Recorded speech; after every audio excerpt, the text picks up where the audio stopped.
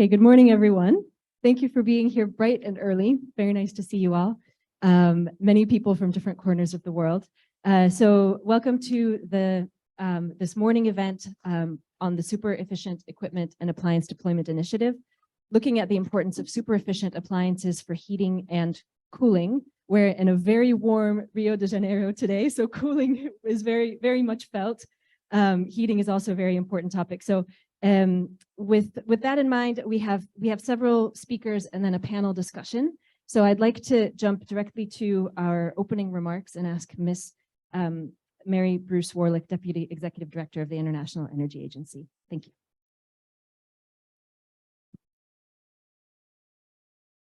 Well, good morning, everyone.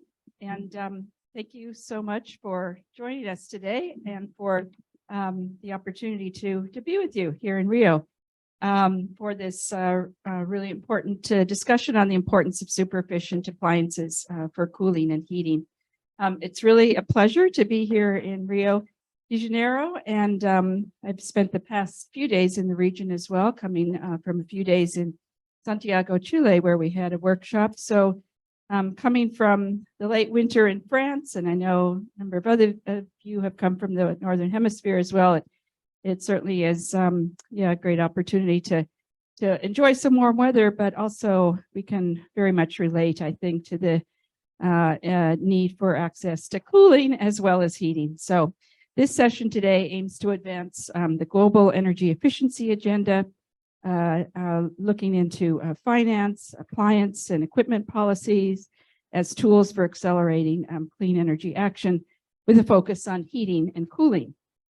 And it's organized by the Kingdom of Saudi Arabia, thank you very much, and the SEAD initiative in collaboration with the IEA, the Energy Efficiency Hub, thank you very much, and the Clean Energy Ministerial. The Super Efficient Equipment and Appliances Deployment Initiative, known as SEAD, promotes policies aimed at manufacture and sale of energy efficient appliances, lighting, and equipment worldwide, while bolstering international collaboration to reduce energy use, bills, and emissions. And SEAD is an initiative coordinated by the IEA, a task group of the Energy Efficiency Hub, as well as being an initiative of the Clean Energy Ministerial. So very much a coordinated and joint effort. As cooling and heating demand continue to grow, so does the need for efficient cooling and heating equipment. Worldwide, electricity consumption is expected to increase by 60% by 2030, driven in part by the increasing use of equipment, appliances, lighting, and other electricity-using devices. In 2021, almost half the energy demand globally for buildings was used for space and water heating. And cooling, on the other hand, is the fastest growing demand to electricity and accounts for most of the consumption in the building sector in Saudi Arabia. Policies that boost appliance energy efficiency are vital to allow more people affordable access to key services like space cooling or heating without imposing steep electricity system costs or jeopardizing climate targets. Now, multiple efforts have been reached by Saudi Arabia and the European Commission in the past few years to manage heating and cooling consumption in buildings, including the continuous development of regulations, awareness schemes, and incentive programs. Now, the conversation today is structured around two presentations and a roundtable discussion. The first presentation will focus on energy efficient appliances for cooling in Saudi Arabia. And the second presentation will delve into energy efficient appliances for heating in the European Union. The roundtable will focus on heating, cooling, and smart appliances, underscoring the importance of strengthening appliance policies that consider not just efficiency, but connectivity and flexible operations. So I'm really delighted to see such a great panel of speakers and panelists who are participating in the discussion today. And I also very much want to thank Brazil for hosting this event. And we're also honored to have Ms. Edith Bayer, Policy Analyst at the IEA, to moderate the session. So thanks so much, Edith, and the floor is yours. Thank you, Mary. And I'd just directly like to invite Mr. Abdulaziz Al-Subaihi to please podium. Thank you.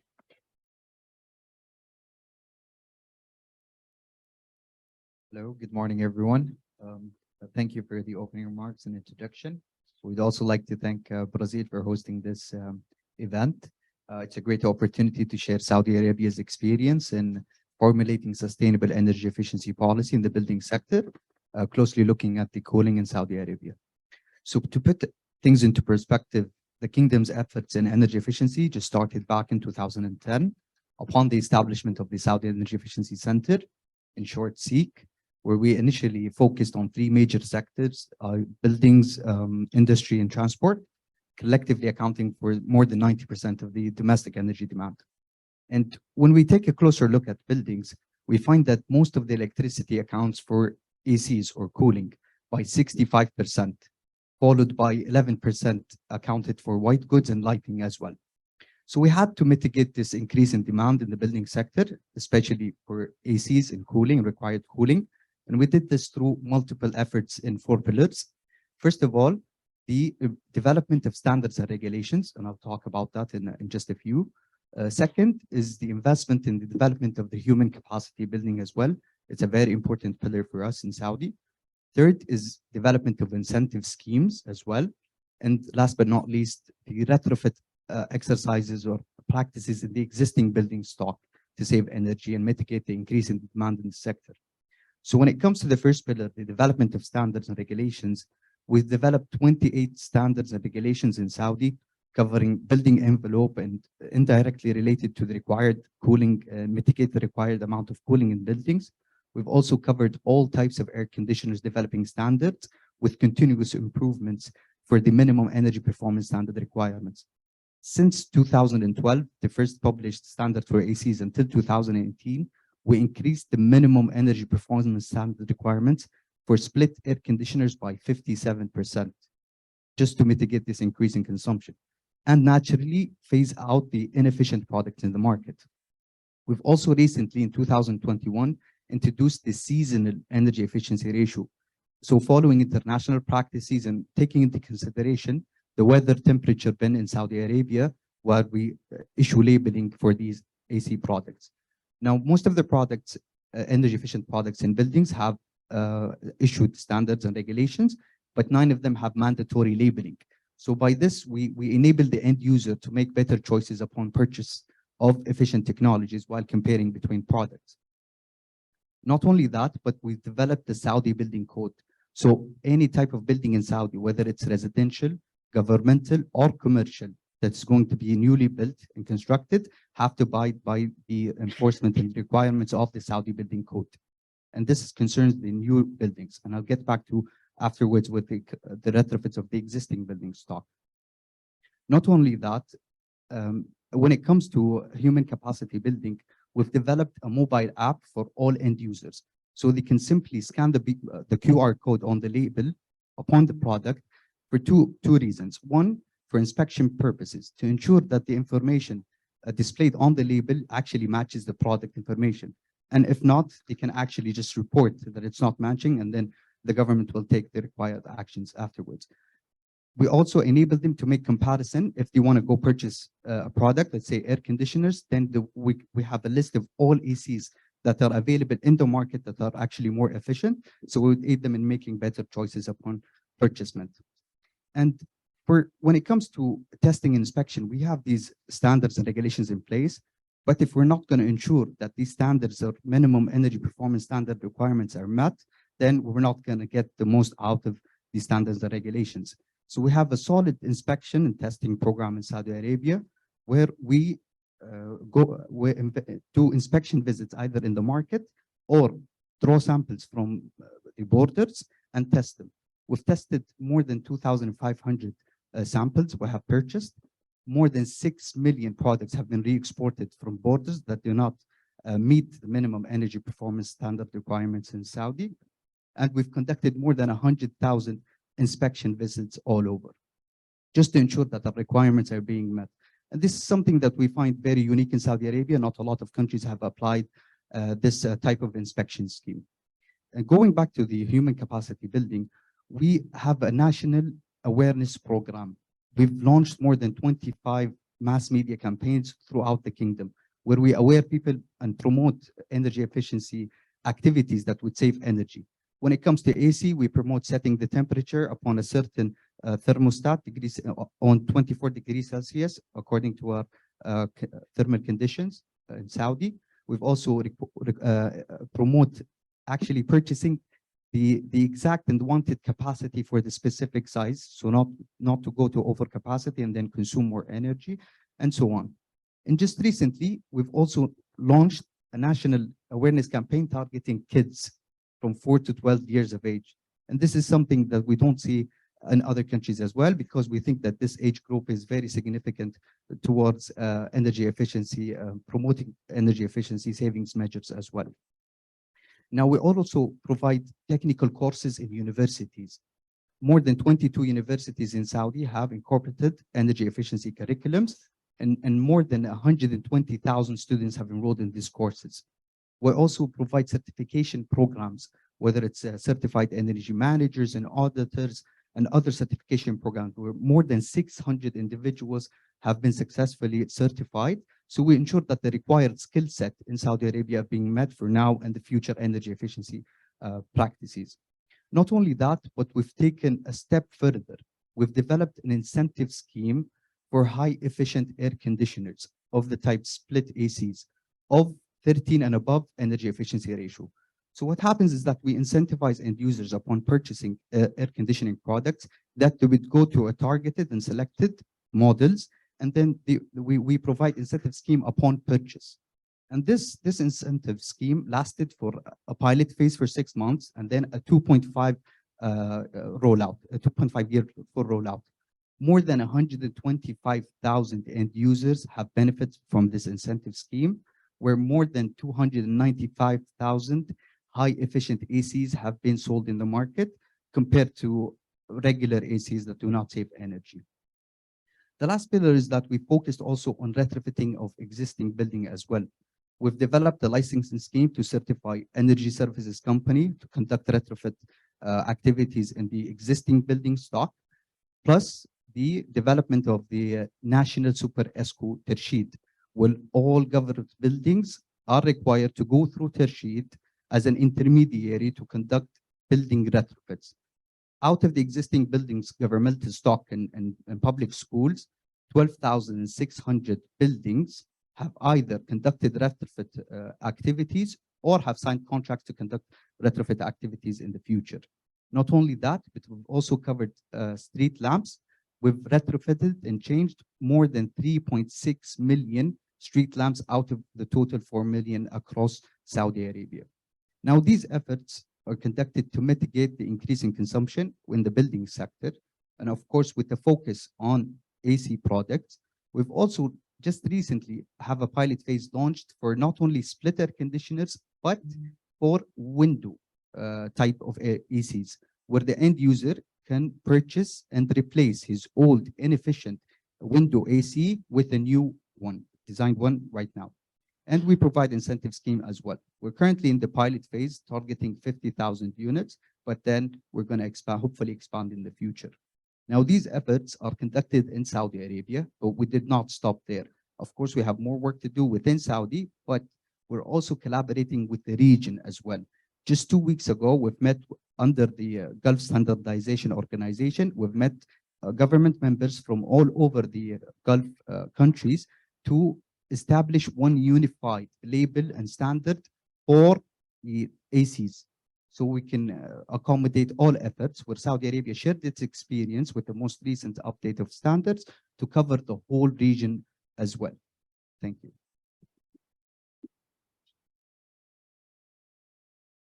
Thank you very much. Very, very interesting. So I'd like to now ask Ms. Paula Pino, Director from the Directorate General of Energy at the European Commission, to stand and use our imaginations to think of cold weather. Thank you, Edith, and good morning. Indeed, I think nobody will be listening to me who wants to hear about heating with these temperatures.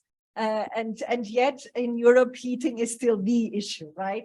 And with climate change, Heating needs are slightly going down and cooling needs are quickly going up. But indeed, still today, 40% of the EU energy consumption is spent in buildings, and out of which 80% goes into space and water heating in buildings. So it's really, really significant. So it's no surprise that when we put forward in the European Union the Green Deal vision, meaning a climate neutral continent by 2050 with clear targets by 2030, and saying, well, by 2030, we need to reduce by 55% the greenhouse gas emissions. It is clear that tackling buildings is absolutely essential. There's no way around. That. And so in order to reach those targets, and of course they're accompanied by energy efficiency targets, by renewables targets, we need to tackle, on the one hand, the demand. And so clearly make sure that we've not only reduced the energy consumption, but make sure that consumption is efficient and that we have all the means that we need for that. And at the same time, we need to work on the supply side, meaning accelerate the renewable energy generation, accelerate energy efficiency. And that's where we come into buildings. If we look at the supply side, of course, heating in Europe is still very, very much marked by fossil fuel technologies, by gas boilers, even by oil. And so the idea is to really, over time, bring that down fundamentally. Now, as you know, with the war started in Ukraine last year, we had to not just stick to our targets, but make sure that we really accelerate that at a much, much faster pace. And this meant that we also need to tackle the heating of the buildings in a much more forceful way. What did it mean in very concrete terms? Well, we've put forward a target of doubling the current deployment rates of heat pumps between now and 2030, meaning today we have about 10 million hydronic heat pumps, and the idea would be to have an additional 30 million by 2030. It's massive, of course. It represents really also a challenge, even in terms of industrial policy, where really the industry needs to put and come together in terms of the manufacturing capacity, but also everything which comes with it. And I really enjoyed listening to Abdulaziz, because you really covered all the fronts when we're talking, and these are common to heating and cooling, because it's not just the targets and the policy measures, it covers a number of fronts. So what again are we doing in terms of the heating and making sure that we have efficient heating appliances? And speaking of the example of the heat pumps, we are tackling the legislation, so the regulatory framework, and there we started, I would say, timidly, with legislation putting forward bans on subsidizing fossil fuel boilers, for instance. Now, with the acceleration that we need to see, we're putting forward much bolder measures, really even looking at banning the fossil fuel boilers all together. And very interestingly, some member states have even already gone further and have on their own initiative, and I'm speaking of Germany, Netherlands, Austria, have put into place bans of new fossil fuel boilers, which is pretty striking when you see how much that is still a reality in the EU. So one is, of course, the regulatory framework, the subsidization, and also the bans of the use of new fossil fuel boilers. But again, as you said, Abdulaziz, and I'm very happy to see that we are here working on the same streams, labeling. Labeling extremely important, because if we want consumers to make choices which lead us to efficient products, they need to have the information to know what is the product that will allow me to have the best and most efficient energy consumption. So there we're really working on the labeling, which allows us to and allow all consumers to compare what are the most efficient products on the market. And we're currently, as we speak, revising the legislation on labeling, which it means that in practice, we will end up practically with only efficient heat pumps falling into the criteria of efficient appliances. Then we also have what we call the eco-design requirements. So still in terms of legislation, and again, you mentioned it, Abdulaziz, in terms of minimum energy performance requirements, making sure that the products which are put on the market meet with minimum energy performance requirements. That encompasses a number of products. It's a big work program within the EU, which covers, of course, heat pumps and boilers, but also even computers, the fans. So also on the cooling front. And speaking, because I didn't mention this, but speaking also of the national realities and the fact that, for instance, Germany has now a ban on new fossil fuel boilers. They've now also put a target that newly installed heating systems need to be run on 65% of renewables by 2024, which is 24 is today evening. So as you can imagine, this is proving also very, very difficult. Because it's not so straightforward to get consumers to change, because there are a number of challenges, and the financial challenges is one of them. So of course, in order to put forward this ambitious targets, we need to accompany the legislation also by the necessary financial support. So that's another aspect. And in the EU, indeed, already backed as a result of COVID, we had put forward a big package, unprecedented financial package, which is aimed at allowing the citizens to really go and do a leapfrog jump in terms of going to energy efficient appliances. So a lot is going now in the member states in the EU into energy efficiency, into renovation, with means financially which were not there before.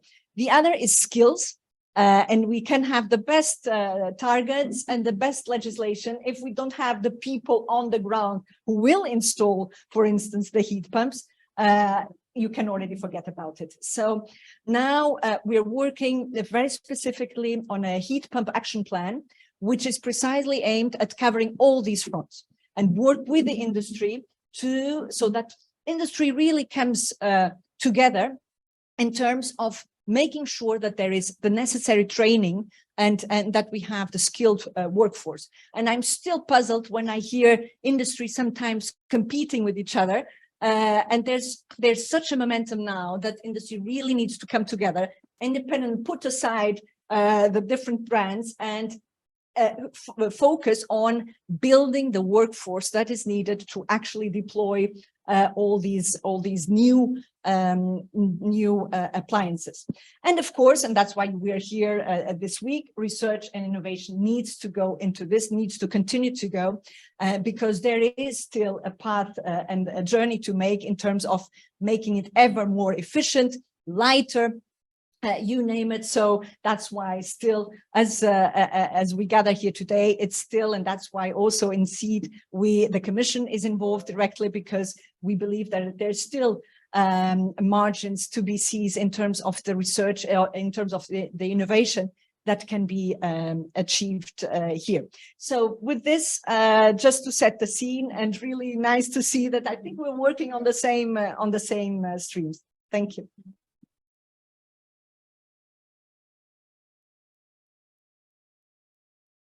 Thank you very much. And I think before we do the panel discussion, we have a really great opportunity here with two really knowledgeable experts who just presented essentially the whole package of things that need to happen to really accelerate and advance efficiency. I wonder if anybody in the audience has a question. I think we have time for one question, maybe to both speakers, if there are any questions in the room.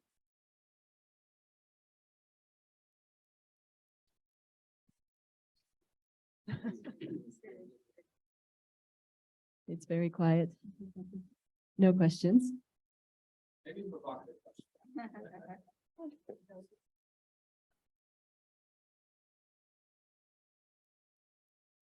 So a provocative question, obviously, I'm Brian Dean from Sustainable Energy for All.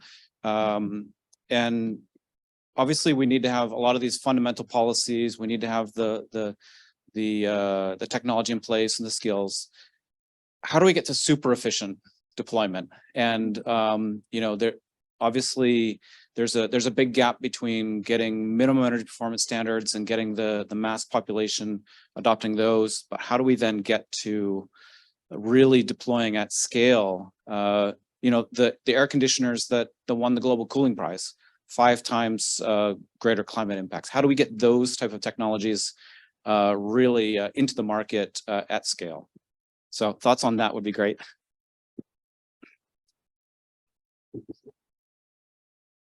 Thank you for the question. So in our case, when it comes to cooling, I think our approach is through showing exactly how much that efficient product will consume and how much that will save to the end user, because that's the final go-to stage when the end user investigates that this product will save by this amount compared to all the other products in the market.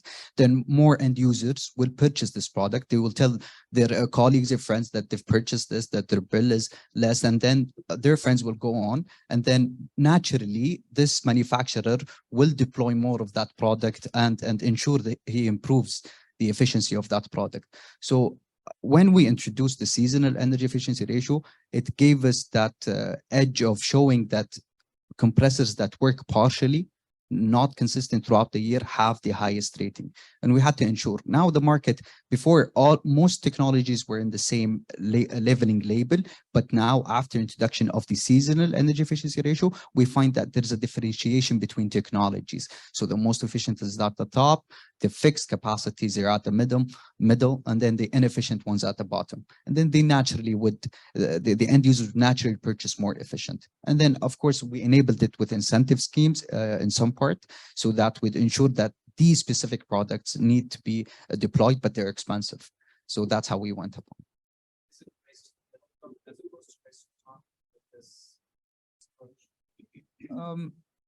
We did. What SEER levels are most of us are level B, so we still left some range for the next upcoming future improvements in the labeling, so people would actually go to the highest level. But today in Saudi markets, no, only a few products are in the level. But we see in some countries that they have a double plus, a triple plus, not taking that into consideration upon the development for future improvements of technology. And this is something that we've learned from other countries and we have deployed in Saudi. Thank you. Well, in our case, and I'd say for good and for bad, we were already on a path to deploying this efficient appliances, but it's incredible to see what awarded.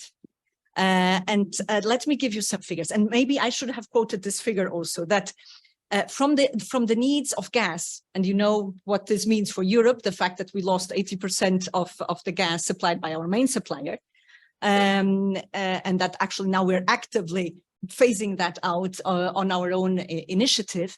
40% of that gas goes precisely into heating and cooling and water heating. So that tells you a lot. So the population understood that if we no longer have the gas, or if we have it at prices which hit unprecedented levels last year, we need to really have efficient appliances. And it's incredible what this meant already last year. And let me quote you some figures. Alone in Poland, and Poland, I'm not quoting by chance Poland, because Poland is a member state where it's still the role of coal in the energy mix was still among the biggest. In Poland, the number of hydronic heat pumps, of sold hydronic heat pumps, went from 700,000 in 2020 to 1.1 million in 2021. You would not have seen this had we not been forced into it. So ironically, this war is really accelerating the energy transition in a way that we could not and would not have seen otherwise at such a pace.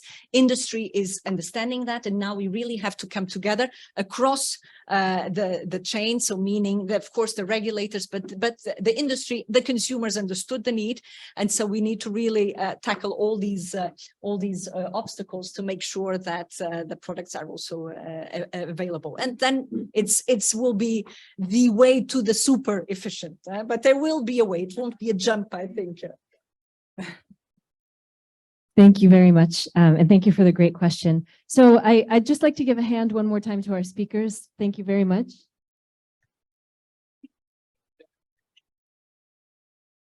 And now we'll move to the panel discussion. So we have three excellent panelists. You've already met Mr. Abdulaziz Al-Subaihi. We're also joined by Mr. Sasaki Kotaro, who's Deputy Director for International Affairs at the Agency for Natural Resources and Energy at METI, Japan. Thank you for coming. And we have, it wouldn't be a proper event in Rio without a Brazilian participation. And we're very lucky to have Giovanni Machado, who's Director for Energy Economics and Environmental Studies at the Energy Research Office, EPE, in Brazil. So thank you all three for joining us. And thank you very much, Paula, once more. So this is going to be kind of an informal format. We're just staying put because we have this round table here. So I mean, we just talked about the sort of package of policies. I think it was stated, I haven't seen it stated this clearly back to back on ACs and heating, I think, ever. So thank you very much. I think it was really clear, the regulatory requirements, the incentives, the informational kind of educational campaigns, outreach, capacity building, all of these pieces that need to happen, and then some of the innovation that needs to happen. So there's a piece that we didn't discuss, which is the impact of heat pumps and of air conditioners on energy systems and on peak demand. So increasingly, this is a really important topic, both because we see that in some countries that have really high AC penetration, that ACs can reach up to 75% of peak on a really sunny day. In countries like the US, Saudi Arabia, I don't know what the peak figures are, but I imagine they're quite high as well. And heat pumps as well, while we don't see them having an outsized impact on the electricity system per se. Again, we're thinking about the peaks and the impact on electricity sector peaks, which really ties into energy security. And so I'd like to combine the efficiency discussion with the discussion of flexibility and of how we can try to use these efficient appliances more effectively to better integrate them with energy systems, also taking advantage of the flexibility capacity. And I'll just quote one number, I'll limit myself, which is that in the IEA's net zero scenario, flexibility on power systems needs to quadruple in the net zero energy scenario. So we need 4 times as much flexibility. And here we are putting a lot of new load onto the system that's distributed. So that's my brief introduction, and I'll jump right into the questions. And I'll just go one by one, kind of, maybe I'll start with Giovanni and move backwards towards me. But just to start with, are there any examples of management of air conditioners or electric heating, even if they're at a pilot phase, to try to start to get some of this flexibility into the system? And if not, what are the first steps that you're taking? Thank you. Okay, thank you. Good morning, everyone. Welcome to Rio. I apologize for not using my jacket on, but I just had to walk like 15 minutes to be on time because I forgot about the reversal lane, so I could make it by transportation. In any case, the matter of flexibility to deal with the peak load, it's very important. But in the case of Brazil, because we have a huge interconnected power system and 65% of the power generation is based on hydroelectricity, then Brazil can assure reliability and deal with the peak loads by storing water, which means energy as well in Brazil. in case of Brazil, mainly on those hydropower plants with reservoir. It's hard currently to build new hydropower plants with reservoir. Most of them are runoff rivers. But in any case, we are changing the way those hydropower plants with a reservoir are, dispatched, so we can save water as needed and dispatch the hydro when it needed. When the water is not available, just like in the last drought, very severe drought in 2021, then thermal power plants are dispatched if needed, if we do not have enough wind and solar at that time. It's important to bear in mind that the peak load in Brazil currently is at 4 p.m. because of the need of cooling. So putting on the top of the load. So wind and solar are becoming more and more important.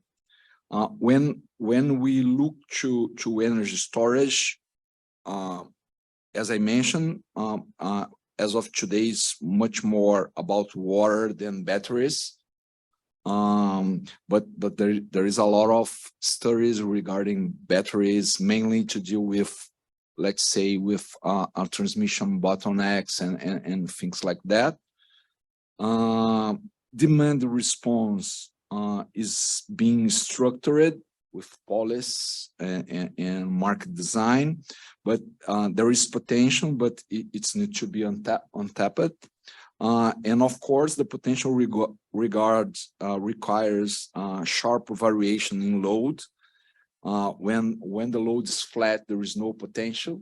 So recently, at the beginning of this year, we had a workshop on a project financed by GIZ in Brazil to review the potential of response, demand response in Brazil, and it was a very interesting project that show us that the main potential are as of today in steel and cement industries. And to conclude my first intervention, it's important to bear in mind that one of the main challenges in Brazil is social losses, meaning bypassing the meter, taking the electricity directly from the grid.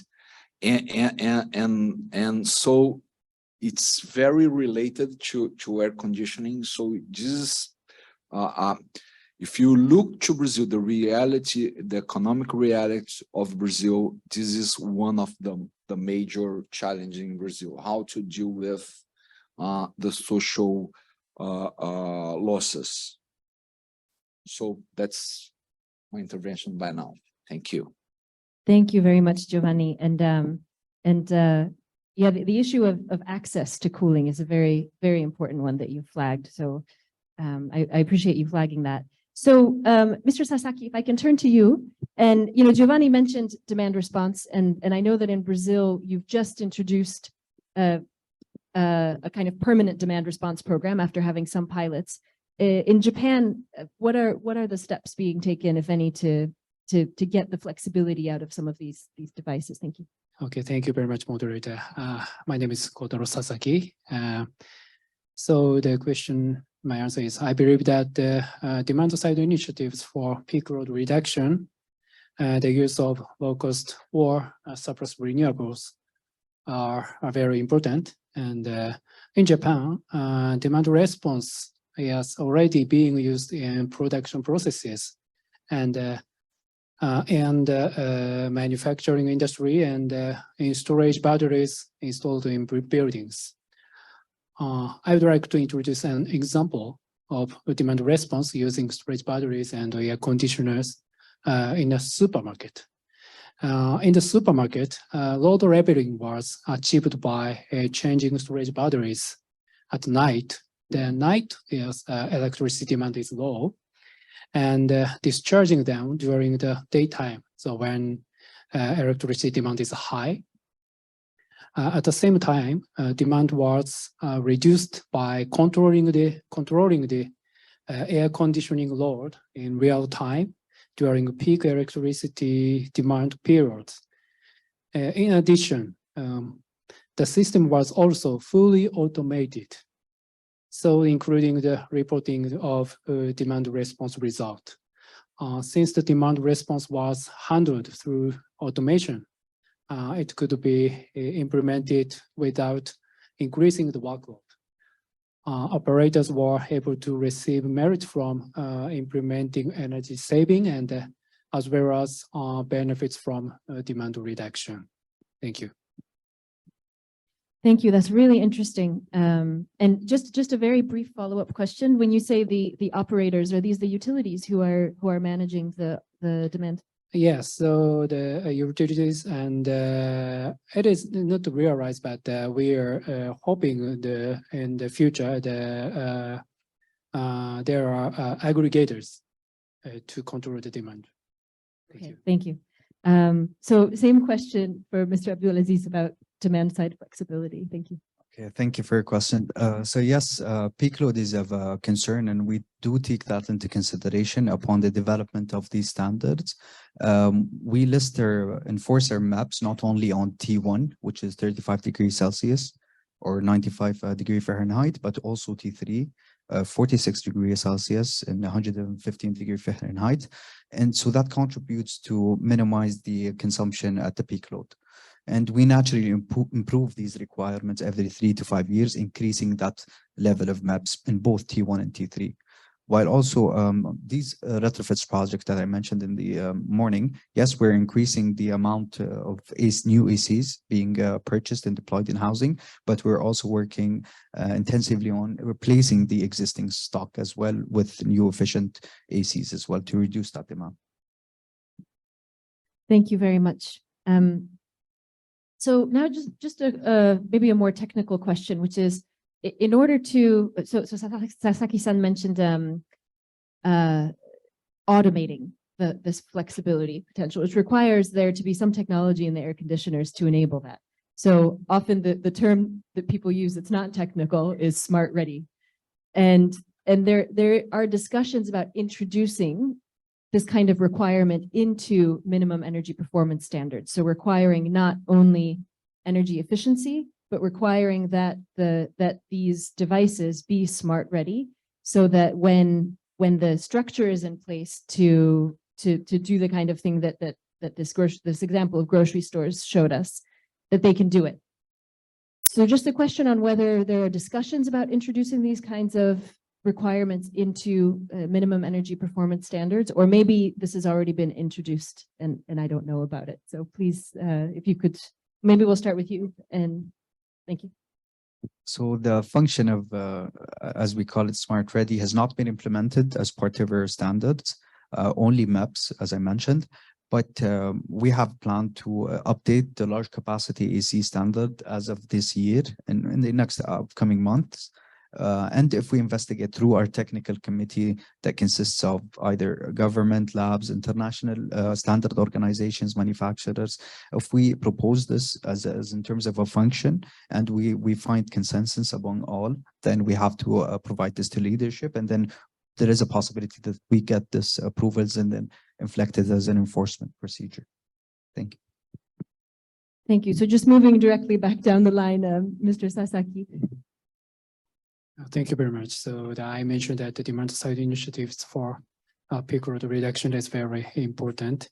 And last year, Japan amended the act, the law on the rationalization of the energy use to add measurement related electricity demand optimization as one of the pillars of the act. And we started to discuss requiring air conditioners and electric water heaters to be equipped with remote control functions under the framework of the Top Runner program. And at the same time, it is also expected to to encourage consumer to change their behaviors. So, and from the supply side, we would like to encourage consumers' behavior to change by so for example, ranking, evaluating, and publicizing the degree to which retailers provide information and services for consumers. And in the future, we would like to encourage further energy conservation through such demand response efforts. Thank you. Thank you very much. And Giovanni, would you have any comments? Yeah, it's still under discussion. It's not implemented in Brazil. As I mentioned before, the market design for demand response is not ready yet, and so this kind of discussion regarding the flexibility of the air conditioning equipments are not is still under discussion. There is nothing concrete about that yet. Thank you. And many countries, most countries, I would say, even are in this, I think, in this boat where this is part of why I asked the question, to understand where the thinking is, because there are very few places where there's any sort of requirement for smart readiness or remote control requirements for heating or cooling or other electric appliances. So now a bit of a tricky question to end with. I think this will be our last question. So there's a lot of discussion about who would deliver this kind of flexibility. And I mean, traditional energy efficiency programs have all sorts of ways to reach customers, to inform customers, but they rely on more traditional channels of, retail and labeling, et cetera. To get into the customer's home and ask them to use their appliance flexibly is much trickier. And there's a lot of talk about pricing to incentivize behavior. And there's also talk about aggregators or utilities providing these kinds of services, and the sort of changes that need to happen to how energy systems are structured in energy markets, so that there's remuneration, so you can get paid for aggregating this demand response. So I'll just start with a very brief anecdote. My grandmother 10 years ago told me that she lives in New Jersey. I'm from the US. And she said, my utility, they pay me, I don't know, a few bucks a month, and I don't feel a difference, but they say they cycle my air conditioner. And she thought it was a good deal. So for her, it was simple. It made sense. And she signed up for it because she didn't see it as a problem. And she counts her money. So that's just one example of the customer perspective, right? So I'd like you to take this question either from I'm not sure where your discussions are, but I think the customer perspective is quite interesting, but also whether there are steps being taken to enable there to be a revenue stream to build a business model around this kind of service, this kind of flexibility service. And if we can start with you, Abdulaziz, thank you. Thank you for the question. So in case of Saudi Arabia, actually, we have the regulated Saudi Electricity Company, which has a program on a voluntarily basis to work with the biggest contributors to peak load, whether it's from the government or commercial, nudging them to manage their loads at peak load. But when it comes to end users and who would be the responsible body for aggregating that end use demand side, I'm not sure actually who is it going to be, but it's probably either the regulator or the Saudi Electricity Company.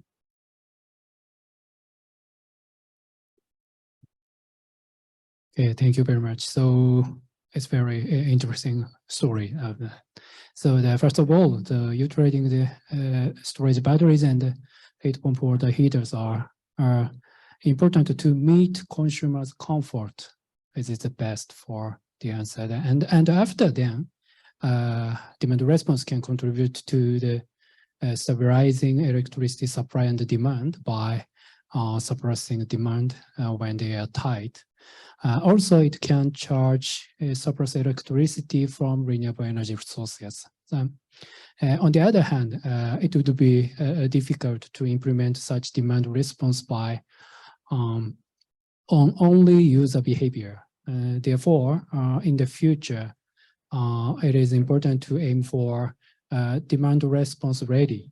It means that various resources installed in residences are equipped with remote control functions as standard, and aggregators that can automatically control or remote control functions as these functions are created much more, and demand response is effectively used in the electricity market. So Japan is tackling to make the demand response ready in the future. Thank you.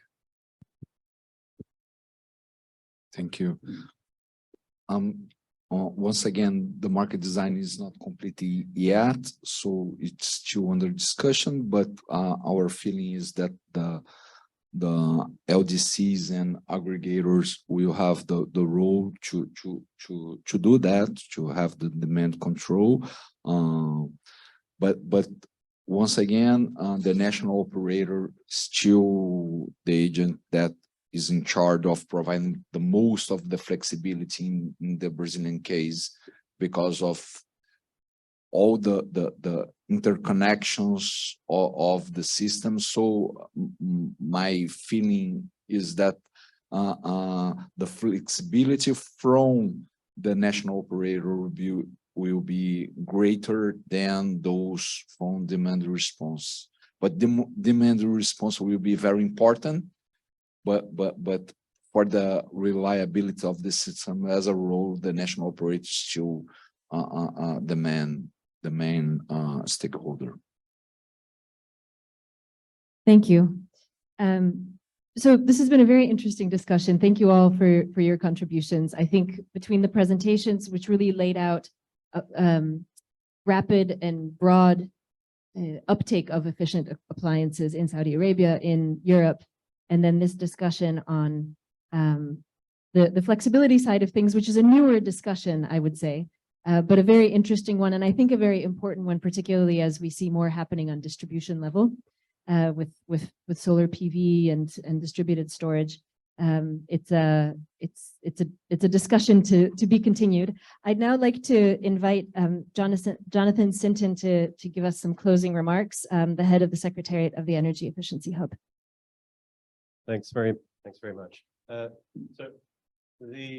Just to pull back the lens a little bit, this is all significant because demand for people, by people for heating and cooling is going to continue to grow, and particularly for cooling as climate change becomes more part of our daily lives.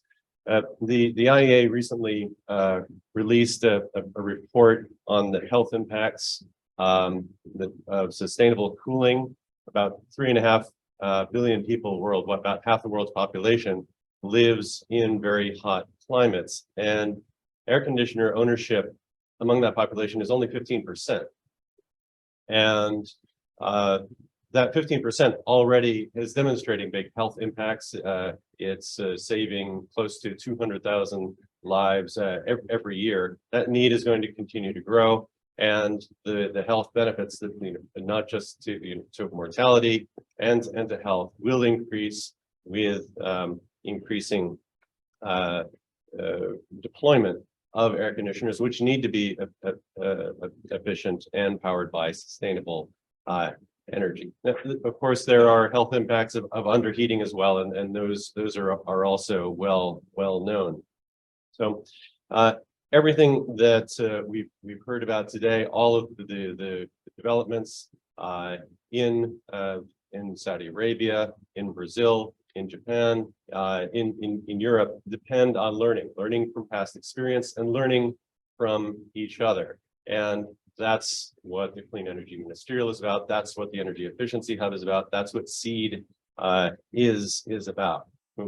It's not just one thing. It's not just increasing flexibility, working with utility regulations to incorporate demand response. It's not just about standards. It's not just about incentives. It's about the packages. And so SEAD is a place where all the participants can learn from each other about that. And those exchanges depend on the generosity up to now and going forward of all the members. That generosity is what we've seen demonstrated here today. And well, I think we're going to see quite a bit more of it in other fields over the coming days. So thank you all for joining and hope to see you again soon.